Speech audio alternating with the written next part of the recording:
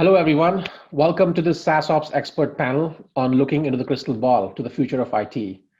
Welcome to day number 4. I hope you've been getting a lot of insights and enjoying your time so far at Altitude. We understand these are tough times for all of you, and time is of the most valued currency these days, so I truly appreciate your time and attention to join us for this session. My name is Shreyas Sadalgi, and I have the privilege of serving as BetterCloud's Chief Business Strategy Officer. I'm responsible for all of our partnerships and our corporate strategy initiatives. Now, in my 4 years at BetterCloud, I've had the pleasure of interacting with partners every single day. They include both SaaS technology partners with whom we build our integrations, and our channel and services partners who include us in broader digital transformation initiatives with their clients. Now, these partners are on the front lines, serving many of you in the audience on your IT business drivers. So in this panel today, you'll hear from two of our SaaSOps partners about what the future of IT looks like. And we're going to look into this crystal ball from the lens of two business drivers: digital transformation and employee experience. We'll hear from SADA Systems, a leader in digital transformation services, enabling companies around the world with cloud-based solutions. And VMWare, a company that you're all familiar with, but is now empowering organizations with employee experience solutions within their digital workspace product family. So let's get started and say hello to our panelists. Welcome, Tony. Welcome, Josh. Nice to be here. Hi, Shreyas. Thank you for having us. Great. So why don't we start with some introductions? So if each of you could tell us about yourself, your company, your role, and a little bit about how your company is partnering with BetterCloud, that would be great for our audience. So maybe we'll start with you, Tony, first, and then you next, Josh. I'm Tony Safoian. I'm the CEO of SADA Systems. We just celebrated 20 years in existence as a company on August 16th. So it's been an interesting year to celebrate a milestone of that type. Certainly very different than previous years. And we're very focused on helping customers extract the best out of Google Cloud and the surrounding ecosystems and platforms that are so important in that journey, BetterCloud being one of them. And we serve primarily customers in the US and Canada. Of course, that includes many multinationals. So our work does take us all around the world. Happy to be here. And then I'm Josh Olson, and I'm with VMware, and my role is the head of experience solutions, and we're a global organization for those that may not know us. We're known for virtualization in the data center. You think about things like network and server and storage, as well as all the orchestration that might happen in that private data center world. But we've also extended that now to multiple clouds, the cross cloud, if you will, so GCP as well as many others. And now my particular area, the focus that we have is around employee experience. And so what that means is we're focused on helping your customers in IT, those employees that work for the company, to be more productive. How do we help them be more productive every day? And that's where our focus is. It's great to be here. Thanks, Shreyas. Great. Well, thank you. It's super contextual, the topics that both of you are hopefully going to address, and also what you do practice every day, right? So as you heard in the keynotes from David's keynote, it's all about SaaS transformation has skyrocketed this year. And also the employee experience is now front and center because those employees are all remote. So I'm sure the audience is going to get a lot of value and insights today. So I can't wait to get into the topics. So maybe we'll start with the first one, right? So it's been a really tough and an interesting year. And I'm curious, like when the pandemic hit, what things do you feel your business was prepared to serve customers? And what things do you feel took you by surprise? So some color on that would be great. Maybe Tony, you want to go first? Yeah, no, it's the end of Q1. I remember March 13th, 14th was a dramatic moment. That was the moment I think we all realized, certainly in the West Coast, more broadly in the US, I think that we all had to pack up and go home. And that was something that was, I think, the definition of a black swan event. There's no playbook for it. There's no rehearsal for it. It wasn't really the same as any other type of disaster because it was in the midst of a human health crisis as well as economic shock. So it was a great test of, I think, our culture as an organization at SADA. but also our, I think, just strategy and business design and preparedness. Like, how would we respond in that kind of crisis? And I think unless it happens, you don't really know. And then we found ourselves sort of beholden to and at the service of 2,400 customers who are all going through the same thing. And in a lot of ways, you know, we were able to step up in ways that I didn't even expect that we could. Part of it had to do with how we've been working to begin with for many, many years. You know, 10 years ago, the writing was on the wall. You know, you need to be able to be as productive from anywhere as you are in your office. And so those are the kinds of things we take to market with Google, right? And with BetterCloud. And you know, what started out as Google Apps for your domain, then Google Apps and G Suite, and most recently Google Workspace, you know, has been something not only we've been using but taking to market for a long time. So us ourselves being on that platform put us in a really good position. But us having the sort of the economic, you know, I guess prudence as a business to be in a position to help. Not only like we didn't have to lay people off, but we could actually talk actively with our customers about what they needed to get through the toughest periods. Was tremendous. And that included all sorts of ways to support their, you know, transition to work from home, whether it was activating things like video conferencing capabilities and other things in a very short amount of time, to financial relief and different payment terms and all sorts of things. And it was really fantastic. You know, you really felt the power of the SaaS ecosystem of the cloud world step up and be there. And somebody that we work with said it best, I think. You know, he said, the parts of the economy that remain are on the shoulders of SaaS and cloud. Like, imagine if there was no SaaS and cloud and we all had to go home. Yeah. How would the economy function at all? Yeah, exactly. I think your comment, by the way, Tony, was interesting. 20 some years ago, right? We've all started selling, you know, things that would go on the internet. I was literally selling the backbone to the internet back then. And I remember the ideas that we had then and going, well, we ought to be able to do distance learning and telehealth and all these other capabilities. In my role now, I'm literally watching companies and organizations implement these things. And there was this big acceleration that happened, right? All of a sudden it was like, okay, now we really got to do it. Like we said we should have, but now just, okay, fine, let's go. And so, you know, from our, to answer your question, Shreyas, I think from our perspective, from a VMware perspective, we were relatively prepared to be able to work from anywhere, right? I mean, that's what we sell. We sell solutions that do, you know, our thing is Workspace ONE does this thing where we can work from anywhere on any device from any cloud, all securely. So that's literally what we do. Now that part was great.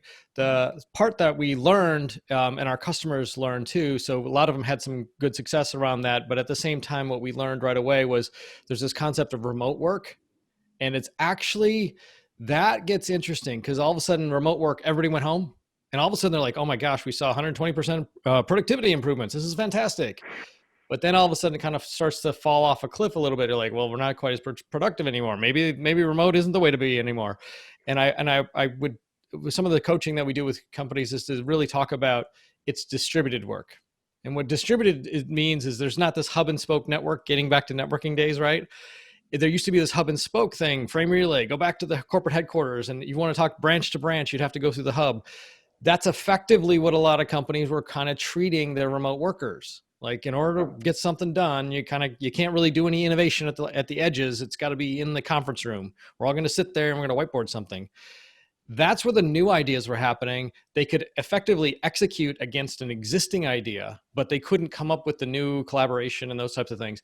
That's where this term distributed work comes in and says, how do I think differently about even the innovation side of this thing? How do I even start new projects and initiatives differently? And that's the part to me, Shreyas, that was like a cold shot of water going, I thought we had all this remote work stuff covered. And it's like, actually, we got to start thinking differently. How we collaborate is different now. And we have to think about how we share ideas and how do we get those serendipitous moments where we happen to cross each other in the hallway and go, hey, that reminds me, I need that one report, can you help with whatever, and boom, it becomes a project, right? That kind of stuff we're missing. Yeah, no, you're spot on. I think honestly that's what we're experiencing as a company. We're only 300 employees, but I can imagine for VMware as a company with 40,000 employees, and your large customers, it's a cultural mind shift as well. And I've learned it at home. I have two young kids, and this concept of asynchronous work has a new meaning in life in terms of how they get their true work done and learning done, right? So yeah, it's There's been also a big concept here, Shreyas, too, not to take too much sure. time on it, but there's this whole idea from an HR perspective that now HR organizations are having to recruit and attract and retain employees differently. And that's also interesting too, because it used to be all about like, hey, take REI, for example. We got this amazing campus. We spent a ton of money on it. It's fantastic. Oh, everybody go home. And Yeah, then now they're actually saying, okay, you don't have to come back. yeah, So think about that change in even the HR world. Like, how do they recruit people? And yeah, actually, now what they're doing is they're going, we're going to enable you to work from anywhere, including your yeah, Airstream when you're actually yeah, at the Grand Canyon. Go yeah, have at it. Because that's actually why you want to work at REI, because I'm yeah. connected to working remote and being part of that. That's fantastic. But then it gets into the next stuff that we're sure we're going to talk about too, is you start to see those kind of trends developing. You start Right, going, right. how do we enable all that? There's this Yeah. framework of things that have to happen. Yeah, maybe why don't you talk about that, Josh, which is like, I think that you brought up an interesting angle, which segues into the next conversation, right? Which is customer trends. I feel like you're seeing this on the front lines in terms of the employee experience and how HR wants to onboard and kind of now just run the company. And so maybe can you start talking about that? What other trends have you seen from Yeah, customers? yeah, you bet. I mean, there's things like now that everything has been digitized, and Mhm. I'm saying everything, but it hasn't been yet. But the idea is to get everything digitized. As you start to think through that, you can, if I software define a process, I can monitor it and make it better. So things like onboarding new employees, you can do some really interesting things like, hey, there's the HR team that says, okay, I've got a 5-step process. You're at step 1, here's step 2, and they walk you through that. The thing is the actual employee is affected not by just one HR app. They're affected by 30, 40, sometimes 80 different applications they have to be a part of and be integrated with. And I think that's where we're starting to see trends changing, where people are saying, it's not enough just to give you some applications. I want to be able to, on the first day you start, give you everything you need, whether that's the devices you need, the applications you need, but I have to also think through the level of access in each one to give Mhm. you the right experience every time. And we talk a lot about employee experience, but and sometimes that people are like, what's that? It's like cloud. It's like, it's it's one of those terms that's so overused that you're like, well, I'm not really sure it fits, but the employee experience thing, like when you really understand it, you're trying to be empathetic at the Yep. core of it. And if you're in IT and you're empathetic and you think, what's it like to be that salesperson sitting remote, some part of the country or the world, and they're having a challenge. Oh, by the way, corporate headquarters is, 10 hours away. How do I get a hold of them? And how do I support? How do I do all these things? And so you start thinking through self-service, single sign-on, and all of those kind of natural things that we talk about are all a Yep. part of that experience. Yep. No, that's fair. Spot on. I think the you brought up a great point that the audience heard from Rachel this morning in her keynote about how I think more and more IT leaders are not being asked, they're just like doing it by themselves to lead with empathy, right? And Mm-hmm. it's towards your own peers and colleagues and employees. I think intrinsically weaving that into how they deliver their services every day has to show up with empathy as well. So that's spot on. Tony, how about yourself? Like, what have you seen? I'm curious in terms of trends that you've observed in the last 6 months. Yeah, I think it's really fascinating to watch everyone really try to stipulate and guess, like actually guess what's going to happen and when, and try to like build some, fancy strategy around that. We watched the smartest minds in the world at Google try to do this with like a 10% return and then a 30, and they kind of scrapped all that, right? Like, and said, forget it, we're not going to do that. The reality is nobody knows. Nobody knows how long, nobody knows what the new reality will actually look like. We have some ideas. We have some ideas that being in the office every day will probably not be the norm. We have some ideas that maybe we'll travel less. I used to love getting on a plane to Chicago for one day and coming back because like showing up for that customer was really important, right? Um, but it's interesting, like the norms have changed such that in a lot of ways, the catered lunches and the gyms and stuff at the offices no longer matter. And also, not only that, headquarters is the same as somebody working out of their trailer, right? On their whatever. So like, it's the great equalizer of access. It's the great equalizer of information. It's the great equalizer of culture. And the empathy has, by virtue of that experience, increased because we're all working from anywhere. Like there wasn't like the special thing about being in headquarters for the last 6 months, right? Oh, the water cooler conversation, the extra whatever happy hours. No, like that's all gone. So I think helping customers understand that the future is not exactly predictable, but that building a framework of maximum flexibility Mm-hmm. and maximum access to information, asynchronous work, automation, and enhancing people experience to the maximum will set a foundation of I think a sustainable competitive advantage. Like you will become the place Yeah. that can get Exactly. the best talent anywhere in the world Yeah. and activate them and onboard them and get them engaged and integrate into your culture no matter where they live. Yep. And if you do that, you're going to win because we all complain about talent. Like there's not enough talent. There's not enough talent. Well, yeah, if you look within 30 miles of New York City or 30 or 15 miles of Minneapolis or 20, yeah. But if we can hire from anywhere, that's fair. Serve customers anywhere. Tony, you got a great point, and it works for governments too. I'll mention that quickly because it's fascinating how some companies have kind of been able to think about this, but it's really interesting that cities, large cities that we're working with, right? They said, you know what, we need talent. We can't get enough of them. Smaller cities, because of the financial impacts, the tax revenues are down, et cetera, they had to let people go. Well, now they can have people remote from the small city, remote into the big city. The cost structures have changed such that the people actually doing the work are like, well, this is great. Let me keep doing this. And the big city's like, fantastic. Go keep doing this, right? Like all of a sudden it's a win-win, and you've changed now the dynamics just because cloud and the ability to be mobile is capable. Now, what we're really saying is if you have this ability to do what we call like the zero trust frameworks and those kind of things, right? A lot of IT terms. If you understand what those do and how you're able to set those up, now you understand the real impact that IT is having with the entire workforce.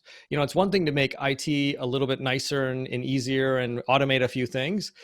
There's a lot of cost savings to do that, but there's a whole other impact that's usually like 10 times, in some cases 20 times the value, because you're implementing something that goes across the entire workforce, driving productivity for everybody. Not just somebody in IT, but everybody in the company. That's the part that I find fascinating. And as I kind of look to the future, like of SaaSOps and everything else, like that's for me where I think there's so much potential here to really kind of extend this into workflows and other things. Yeah, I mean, maybe let's just dive into the next topic, right? Let's kind of talk about two things there. Maybe, which is, yeah, you've seen the value of SaaSOps. So, but how does that then change it from an impact, let's say for an employee experience? Maybe Josh, you want to talk about that, and what should customers look to expect, or what can we leverage from these two things coming together, SaaSOps, employee experience? Yeah, I think that's a great topic because for me, like I'll pick on a sales rep, right? Because I get it. But like in that role, one of the challenges you have is an organization over time it grows, and as it grows, you change territory assignments, right? And you say, okay, well, this customer is no longer yours. You got this other customer, and that happens all the time, right? But what we don't really think about is the back end kind of systems change that happens, and all of the other little productivity challenges, right? There are all these hurdles that I talk about, the digital hurdles. But like, if you think about it, I may change a territory on you and go, okay, got it. There's a good reason we're trying to scale. I'm the CEO and we're going to scale this company, and here's what we're going to do. It flows down. The manager, right, says, okay, great. You're getting a different territory, Shreyas. Here we go. You now got the East Coast, not the West Coast, whatever. The moment I do that, you're like, okay, great. How do I do that? Did you change my Salesforce record? Do I have access to? No. Okay. Somebody's got to request that. Okay. What about the quoting system? Somebody changed that? No, somebody's got to quote that. By the way, this is an existing customer base, so we've had some interactions before. What about, like, I don't know, content repository systems, or, hey, are they part of a Slack channel or something? Like, all of that is what's missing. And I think when we automate all of that and we can link up with HR, and I think there's this concept of like this cross-functional team in my mind where we have obviously the IT folks, but then also HR, because they're designing what the future of work should be and how people should work, but then integrating security, right? So now we've got the three. I also think like in some cases, like real estate should be a part of it, which is an odd kind of coupling, but when you start to think through what you do and how you do it and where you do it, it becomes part of it. And then the last one obviously is like the line of business folks that are, in sales or whatever, interviewing them and saying, hey, what is it that would be really impactful for you? I was with a large medical device company talking to them about their sales force, right? And in their case, they had a massive change that they had 20 some thousand sellers, right? Wow. A tiny little change is a big impact for them. Yeah. And they had so much friction in how they did their job because they bought a company, and now I had to not only give all those existing sellers access to the new products, but give access to the old products to the new acquired company sellers. That's a mess. Imagine how you could actually automate all of that, and day one people are productive. And so in an M&A case, all of a sudden your synergies, instead of taking 2 years, might be 6 months. What's that mean in terms for this company? It would be billions. So again, that's the impact of IT in my mind. That's spot on. How about you, Tony? Like, what do you think? I mean, and SADA has been so proud to have won, and amazing to see that you've won the Google Partner of the Year twice in a row. And congrats. I'm sure there's some magic there. So double congrats. But I'd love to see what do you think SaaSOps plays a role for the next 6 months or a year for you, for the customers? Look, I think we've seen, even before the pandemic, just sort of a proliferation of SaaS applications, partly due to the consumerization of IT. I think we've seen this trend probably since the iPhone came out. Honestly, if you think about it, like when did it start? 2007-ish. When the iPhone came out, it became evident that consumer tech was better than, enterprise tech, and then enterprise tech had to catch up, and then all these SaaS things started to be born that were for the enterprise, but they were a pleasure and joy to use and solve real problems where the incumbents were not, providing solutions for whatever reason. So we saw all those sort of things multiply, and organizations had all sorts of issues with not only, employee experience, but let's talk about like security holes and other, risks. I remember having conversations with customers, and you go and you tell them, do you know you're using this much of this technology? And they're like, no, we don't use that technology. We're like, actually, you have 500 users with your domain, like using, and IT and the CISO had no idea, right? So like, if you talk about BetterCloud Secure, et cetera, and Discover, like these are fundamental aspects of wrangling, what is the current paradigm. But now let's say you're not maybe the most forward-looking, IT organization to begin with, and now you're all sending everybody home. That's only going to amplify and multiply. Yes. Like people are going to be reaching even further for the tools that they don't have, like Miro and digital, like digital whiteboard and all this other stuff. That's fantastic, by the way. But how do you make sure that you do it deliberately, that it's not just sort of Wild West? And I think that's just with everything that's in the news all the time, whether it's ransomware and all these other things, those are existential threats to a lot of organizations. And so I think making that part of the SaaSOps strategy overall is just going to be really important, and just more important over time. Yeah, no, that's what we're hearing. I'm glad for you to validate that and see how it works for customers, and especially from a secure perspective. We're almost about up for time, so we have to get to the last question, which is, if you had one takeaway for the audience, and if you can summarize that in 60 seconds each, what would be that takeaway, and what should they expect from your respective organizations? Would love to have you summarize that. Maybe Josh, you go first. So for me, I would want to instill in everybody the idea of empathy, and just honestly come at it from a different perspective, saying, okay, I'm going to snap my fingers, and now you're that single parent trying to work at home, trying to be productive in some way, and you've got a screaming kid because their Google Classroom isn't working for something, and you've got to do your job. Like, if you have enough empathy there, you start to automatically think through how you can do process automation across all this stuff just to make everything easier, right? And there's a lot of that where you can dig in and start to understand, back to what I was talking about before, like if I could just provide you the right environment automatically through a workflow, all of a sudden your job changed. I mean, it's fantastic. You don't, now you have time to actually, you freeze up time in your day to be creative again. And again, that's where we're all meant to, as humans, to be creative. So enabling people to do that and not have to go through the robotic ticket back and forth, trying to get a ticket and get something provisioned to you or whatever. That's frustrating for everybody. Remove the frustration. And I think if you lean in with this kind of concept of understanding what experience really is, and then really trying to drive that and automate it, I think that's a great way to go. Great. Tony?